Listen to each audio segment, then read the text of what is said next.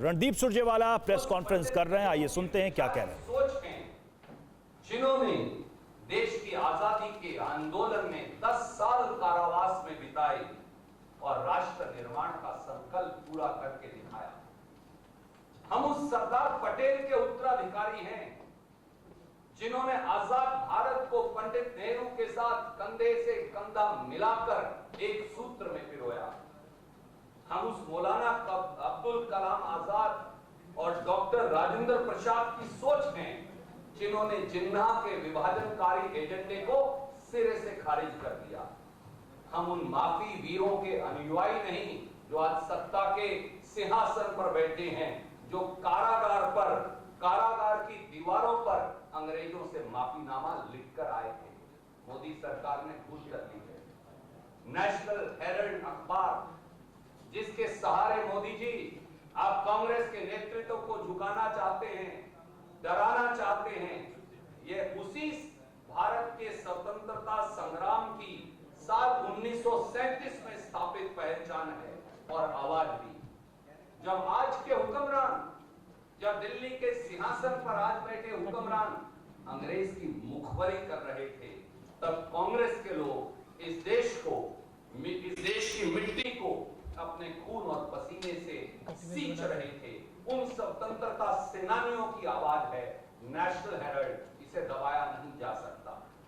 मोदी जी जब national Herald अखबार और 1937 में बनी नेशनल हेराल्ड अखबार की कंपनी एसोसिएटेड जर्नल्स लिमिटेड पर कर्ज का गंभीर संकट आया और समाचार पत्र को चलाने वाले, कठोर परिश्रम करने वाले आप जैसे पत्रकारों की तनख्वाह नहीं दी जा सकी, उनका वेतन नहीं मिल रहा था, तो साल 2002 से 2011 के बीच 10 साल में भारतीय राष्ट्रीय कांग्रेस ने 90 करोड़ रुपए की राशि 10 साल में उस नेशनल हेराल्ड अखबार को दी। क्या पत्रकारों की तनख्वाह देना अपराध हो सकता है? भारतीय राष्ट्रीय कांग्रेस एक राजनीतिक दल है और राजनीतिक दल किसी भी समाचार पत्र या कंपनी के शेयर नहीं ले सकता। इसीलिए भारतीय राष्ट्रीय कांग्रेस ने, हमने यंग इंडियन के नाम से एक नॉट फॉर प्रॉफिट कंपनी को नेशनल हेराल्ड व एसोसिएटेड जर्नल्स लिमिटेड के उस 90 करोड़ की एवज में शेयर दे दिए ताकि कंपनी का कर्ज खत्म हो सके, अखबार का कर्ज खत्म हो सके। इस 90 करोड़ में से आज ये जानना जरूरी है, इस 90 करोड़ में से 67 करोड़ रुपया नेशनल हेराल्ड अखबार के पत्रकारों और कर्मियों को तनख्वाह और वीआरएस के लिए दिए गए हैं। क्या कर्मचारियों की तनख्वाह देना, क्या पत्रकारों की तनख्वाह देना अब इस देश में अपराध हो गया है?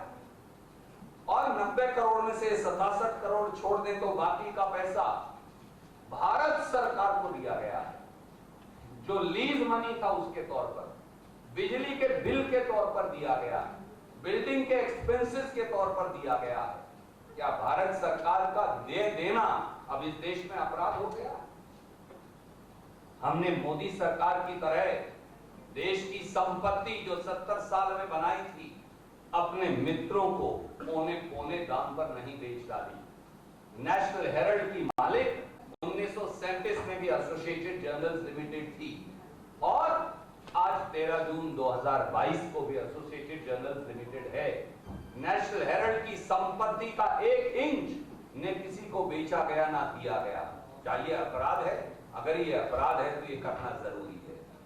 नरेंद्र मोदी जी, आप और आपका इलेक्शन मैनेजमेंट डिपार्टमेंट अच्छी तरह से जानते हैं कि नेशनल हेराल्ड और यंग इंडियन की एक खोटी चवन्नी भी ना कांग्रेस पार्टी ने, ना हमारी अध्यक्षा श्रीमती सोनिया गांधी ने, ना हमारे नेता श्री राहुल गांधी ने कांग्रेस के किसी नेता या कार्यकर्ता ने आज तक नहीं दी, और ने ही नॉट फॉर प्रॉफिट कंपनी से आप तनख्वाह, डिविडेंड या किसी प्रकार की राशि ले सकते। यहां तक कि आप तो नॉट फॉर प्रॉफिट कंपनी का शेयर भी नहीं बेच सकते, चाहे तो भी। वो केवल और केवल दूसरी नॉट फॉर प्रॉफिट कंपनी को ही दिया जा सकता है। इसलिए National Herald, Young India, Associated Journals Limited, आजादी के संग्राम का ये अखबार, ये कांग्रेस नहीं, ये देश की धरोहर है, ये इस देश की विरासत है, यह विश्वास का एक मसौदा है और भारतीय राष्ट्रीय कांग्रेस और देश इस धरोहर को हर हालत में सुरक्षित रखेगी, ये हमारा संकल्प है। अपनी सफलताओं, अपनी असफलताओं पर छल्लाई हुई हुकूमत को आज हम बता देंगे कि हम राष्ट्रीय विरासत को बचाए रखने के लिए कल भी दृढ़ संकल्पित थे और आज भी दृढ़ संकल्पित हैं। हम अडिग हैं, आज भी अडिग हैं और कल भी रहेंगे। हम आज भी निडर हैं, कल भी रहेंगे।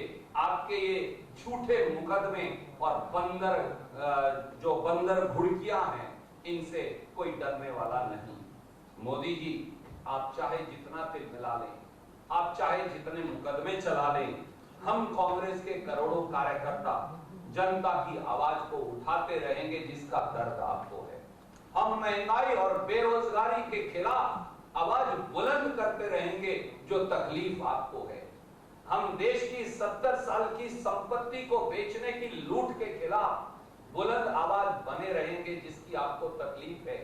हम व्यापक भ्रष्टाचार जो आपने फैला रखा है, और जब देश के प्रधानमंत्री ही एक कंपनियों के एजेंट के तौर पर कभी फ्रांस और कभी श्रीलंका में वो अपनी बात रखेंगे कंपनियों के एजेंट के तौर पर, इसके खिलाफ हम आवाज उठाते रहेंगे जिस पर हम अडिग हैं। हम आपको बार बार एक्सपोज करेंगे। हम मध्यम वर्ग व गरीब की आवाज बने रहेंगे। यही कांग्रेस है और यही हमारा धर्म है और हम ये निभाएंगे। Any question? You welcome to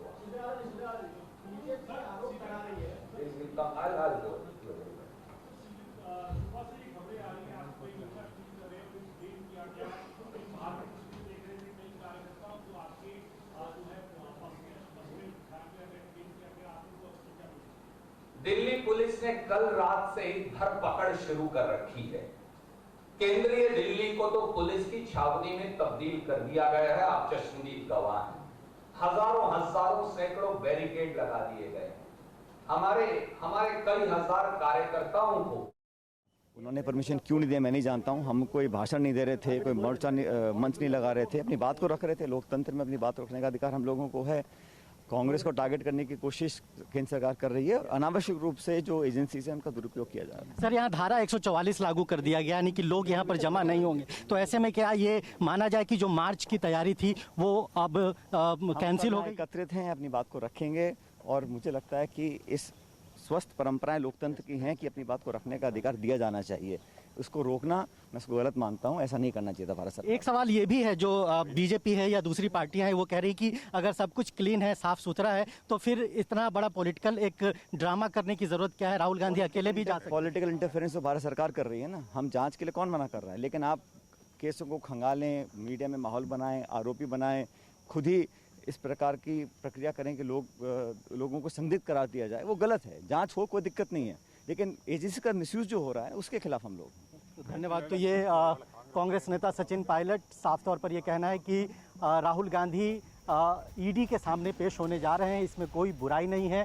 उन पर सवाल हैं तो ज़रूर वो जवाब देंगे, लेकिन सीधे सीधे आरोप ये भी लगाया जा रहा है कि एजेंसीज़ का मिसयूज़ किया जा रहा है सरकार की ओर से, और उस मिसयूज़ के खिलाफ कांग्रेस पार्टी यहाँ पर इकट्ठा हो रही है और राहुल गांधी की सॉलिडारिटी में यहाँ पर मार्च करने की तैयारी है। लेकिन दिल्ली पुलिस ने मार्च की इजाज़त नहीं दी है और यहाँ इस वक्त AICC के बाहर अकबर रोड पर पूरी तरह से धारा 144 लागू कर दिया गया है, यानी कि यहाँ लोग एकत्रित नहीं होंगे, इकट्ठे नहीं होंगे। और सीधे तौर पर जो कांग्रेस पार्टी की तैयारी थी एक बड़ा राजनीतिक मैसेज देने की, कहीं ना कहीं दिल्ली पुलिस ने उस पर पानी फेर दिया है।